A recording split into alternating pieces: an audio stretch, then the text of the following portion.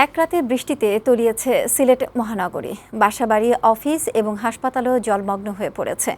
রাতভর ভারী বর্ষণ আর উজানের ঢলে পানিবন্দী হয়ে পড়েছে সিলেট নগরীর মানুষ। সুরমা ও কুশিয়ারা নদীর পানি উপচে পানিবন্দী জেলার অন্তত ৫ লাখ মানুষ।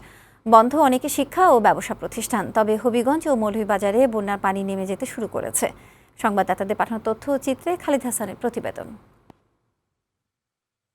পুরো সিলেট মহানগরী এখন জলমগ্ন। রোববার রাতভর প্রবল বর্ষণ হয় সিলেটে। আবহাওয়া অফিসের তথ্যমতে এক রাতেই নগরীতে ২২৬ মিলিমিটার বৃষ্টি হয়েছে। তার সাথে উজান থেকে নেমে আসা পাহাড়ি ঢলে তলিয়ে যায় নগরীর বিভিন্ন এলাকা।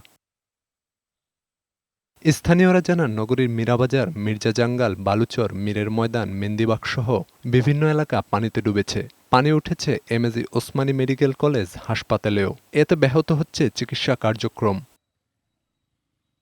জৈন্তাপুর, জকিগঞ্জ, গোয়াইনঘাট, কানাইঘাট, কোম্পানিগঞ্জ, বিয়ানীবাজার ও গোলাপগঞ্জ উপজেলাতেও বন্যার পানি বেড়েছে। সিলেটের সাথে এসব এলাকার সড়ক যোগাযোগও বিচ্ছিন্ন।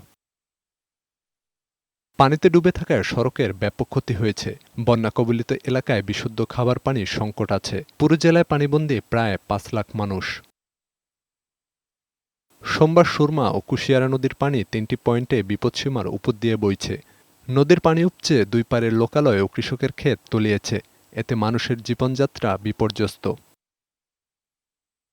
সিলেটে পানি বাড়লেও বন্যা পরিস্থিতির উন্নতি হয়েছে মৌলভীবাজার ও হবিগঞ্জে। দুই জেলার নিম্নাঞ্চল থেকে পানি নামছে। তবে ভারী বৃষ্টিতে নতুন করে নদ-নদীর পানি বাড়ায় আবারও বন্যা পরিস্থিতির অবনতি হতে পারে বলে শঙ্কিত স্থানীয় বাসিন্দারা।